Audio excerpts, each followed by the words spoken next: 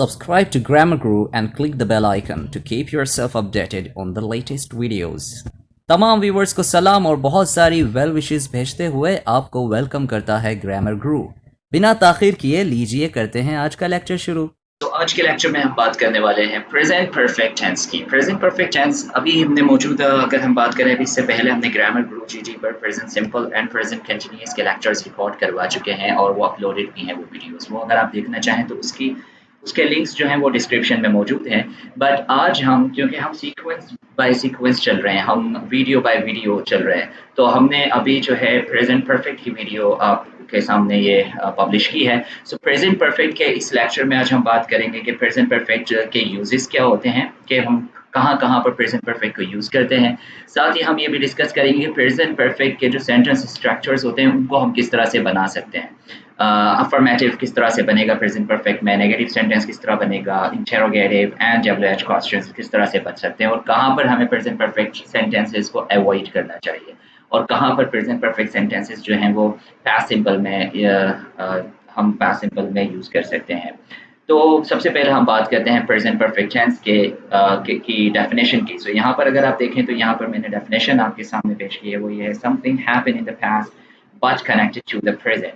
इसका मतलब ये है कि कोई काम जो पास्ट में हुआ हो वो अभी तक आपके साथ कनेक्टेड हो, कंटिन्यू ना हो, बट उसका इफेक्ट यहाँ, जैसे मैंने यहाँ पर पॉइंट नंबर 1 पे लिखा है कि उसका इफेक्ट आपके पास मौजूद हो, ठीक है, या कोई कनेक्शन हो, ठीक है, या एविडेंस हो, ठीक है, या वो बहुत ही रीसेंट पास्ट हो, क्योंकि हर वो लम्हा जो बीत जाता है वो पास्ट बन जाता है। लेकिन ये पास्ट ऐसा होता है जो कि बहुत क्लोज होता है आपके प्रेजेंट से, जिसका इफेक्ट, कनेक्शन एंड जो इसके एविडेंस होता है वो मौजूद होता है प्रेजेंट में, जिनमें लाइफ एक्सपीरियंसेस हो सकते हैं, ठीक है, कोई ब्रेकिंग न्यूज़ हुई होती है, ठीक है, उसको आप प्रेजेंट परफेक्ट में बताते हैं। लाइफ की जो अचीवमेंट्स होती हैं वो आपके साथ हमेशा रहती हैं, प्रेजेंट में भी वो हमेशा, जिस तरह से आप अपनी लाइफ को आगे लेकर जाते हैं वो हमेशा रहती हैं। So these are some science, जब हमें पता चलता है कि भाई सेंटेंस को प्रेजेंट परफेक्ट सेंटेंस में यूज़ करना है, प्रेजेंट परफेक्ट टेंस में यूज़ करना है। तो जैसे फॉर एग्जांपल अगर किसी बंदे के सामने आप खाना खा रहे हैं, इट्स अबाउट 4 PM और समथिंग, और आप उसको ऑफर करते हैं और उसने अभी अगर खाना खाया होगा और उसको भूख नहीं लग रही होगी तो वो कहेगा कि I have had my lunch. लेकिन अगर उसने खाना खाया ज़रूर बट उसको अभी भी भूख लग रही है तो फिर वो पास्ट सिंपल यूज़ करेगा और वो कहेगा सिर्फ आई हैड लंच। लेकिन यहाँ पर वो क्या यूज़ करेगा, I have had my lunch, और या फिर I have just taken my lunch. इस तरह से वो प्रेजेंट परफेक्ट सेंटेंस यूज़ करेगा। बहरहाल हम इसको आगे चल के ये देखते हैं कि how to make the sentences in present perfect tense. Present perfect tense में सेंटेंसेस को किस तरह से बनाया जा सकता है, मैंने यहाँ पर एग्जांपल्स के जरिए आपको बताने की कोशिश की। अगर आप सेंटेंस नंबर 1 देखें तो सेंटेंस नंबर 1 यहाँ पर है, 7 participants have joined the class so far. For example अगर मैं इस टाइम पढ़ा रहा हूँ, क्लास में मौजूद हूँ, क्लास की जो स्ट्रेंथ है वो तकरीबन 10 स्टूडेंट्स पर मुश्तमिल है, लेकिन अभी मैंने लेक्चर स्टार्ट कर दिया और अभी तक सिर्फ 7 स्टूडेंट्स ने हमें ज्वाइन किया है। तो इसका मतलब ये है कि वो जो 7 स्टूडेंट्स हैं उन्होंने ज्वाइन किया है और ये कनेक्टेड टू द प्रेजेंट भी है, बहुत रीसेंट पास्ट भी है, और वो अभी भी इसका एविडेंस मौजूद है क्लास में। तो हम इसको प्रेजेंट परफेक्ट में बनाएंगे, इसको हम प्रेजेंट परफेक्ट में बनाएंगे, ना कि पास्ट सिंपल में। अगर कोई पास्ट सिंपल में बनाता है that's okay, it's not grammatically incorrect sentence, but ज़्यादा बेहतर ये है कि जो टेंस जिस यूज़ के लिए बना है उसको उस टेंस में यूज़ किया जाए, उसको उस सेंटेंस को उसी टेंस में यूज़ किया जाए। खैर, 7 participants have joined the class so far, तो ये पॉजिटिव की एग्जांपल है। सो यानी कि अफर्मेटिव सेंटेंसेस में हम हेल्पिंग वर्ब यूज़ करते हैं, जो यहाँ पर मैं आपको आगे बताऊंगा अफर्मेटिव सेंटेंसेस में। लेकिन अभी जो एग्जांपल्स देखते हैं, 3 students have not joined the class yet. इसका क्या मतलब है कि 3 स्टूडेंट्स ने अभी तक क्लास ज्वाइन नहीं की है। तो देखें, ऊपर आपने सिर्फ हैव लगाया था और थर्ड फॉर्म लगाई थी, यहाँ पर आपने हैव के साथ नॉट लगाया। फिर यहाँ देखें एग्जाम्पल और, that Ismail has Ismail join the class. सामने जो सुन रहा है इस सवाल को जवाब दे रहे हो, he has not join yet, यानी इस्माइल ने अभी तक क्लास ज्वाइन नहीं की है। लेकिन जबकि मेरा सवाल ये था कि क्या इस्माइल ने ज्वाइन की है क्लास या नहीं।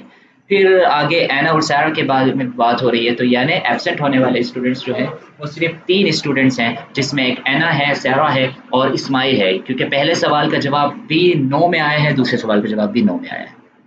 अब आके देखते हैं, यहाँ पर देखें, so far how many students have join the class.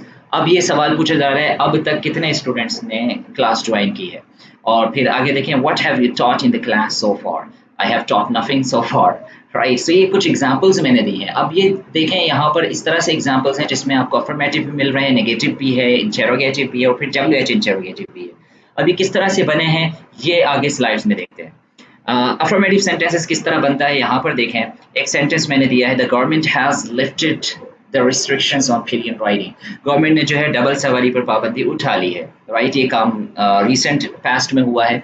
सो ये हम ब्रेक कर रहे हैं news.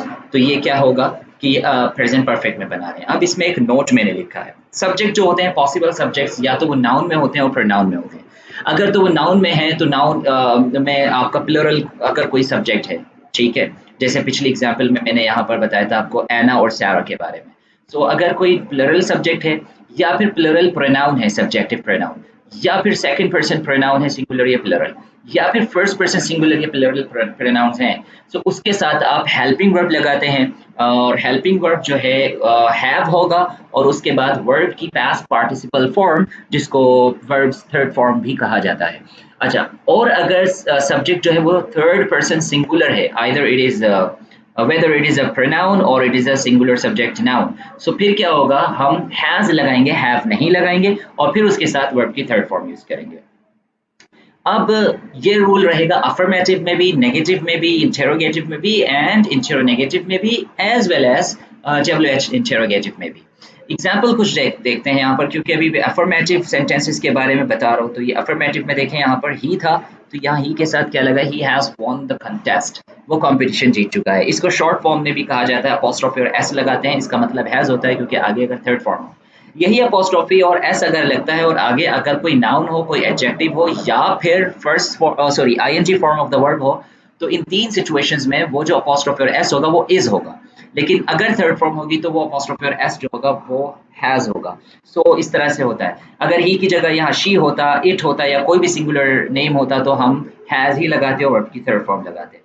irrespective of he she, इसके apart from he she I mean, हम क्या अगर हम बात करें ऊपर वाले नोट फर्स्ट की जिसमें आई वी यू दे और प्लरल सब्जेक्ट्स थे, तो उनके साथ देखें हैव लग रहा है और वर्ब की थर्ड फॉर्म लग रही है। और इसकी जो शॉर्ट फॉर्म होती है हैव की, वो होता है कि सब्जेक्ट के साथ हम अपॉस्ट्रोफी लगाते हैं और लास्ट के जो दो लेटर्स हैं हैव के वो हम ले लेते हैं। तो ये बन जाता है वी हैव विजिटेड सक्कर। अगर इसको हम शॉर्ट वे में कहेंगे, कॉन्ट्रैक्टेड वे में कहेंगे तो कैसे कहेंगे, we visited Sukkur, we visited Sukkur, we visit Sukkur, right. और अगर इसकी जगह यू होता तो you visited Sukkur, they visited Sukkur, इस तरह से होता है।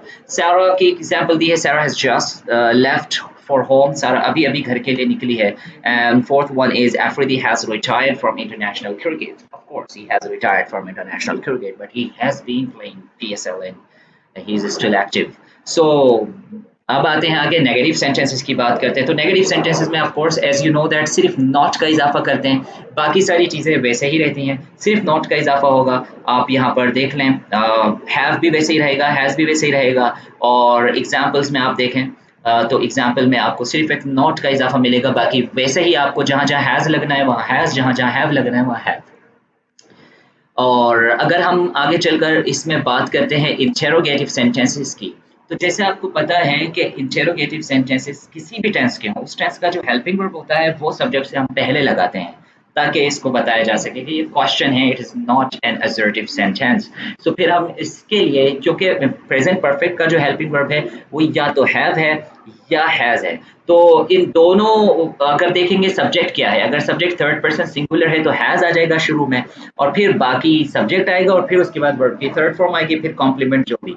जैसे यहाँ पर एग्जाम्पल है, has Ali ever met you, क्या अली कभी आपसे मुलाकात की है अली ने। इसी तरह से एक ऊपर वाली एग्जाम्पल देखें, यहाँ पर हैज की जगह हैव आ रहा है क्योंकि यहाँ का सब्जेक्ट यू है। और यहाँ देख लें आप नोट में जैसे लिखा हुआ है कि यू के साथ आप हैव लगाते, तो have you ever played hockey, क्या आपने कभी हॉकी खेला है। सो ये हैं कुछ एग्जांपल्स। ये देखें इंटेरोगेटिव नेगेटिव की एग्जांपल है, haven't they said anything to you about this matter yet, क्या उन्होंने अभी तक आपसे कोई बात नहीं की है इस हवाले से। इसको मैंने ये कॉन्ट्रैक्टेड में बनाया, अगर इसको मैं कॉन्ट्रैक्टेड में ना बनाऊंगा तो ये बिल्कुल इस तरह बनेगा, have they not said anything about this matter yet, लेकिन दोनों के मीनिंग्स एक ही होंगे। इसी तरह अगर हम आगे वाली एग्जांपल देखें, have you ever visited Mohenjodaro, right, क्या आपने कभी मोइंजोदारो गए हैं, कभी वहां का दौरा किया है, वहां पे विजिट किया है। इसी तरह आगे एग्जांपल देखें, how often have you got the first position in your academic career, by the way आपने कितनी बार एकेडमिक कैरियर में फर्स्ट पोजीशन हासिल की है।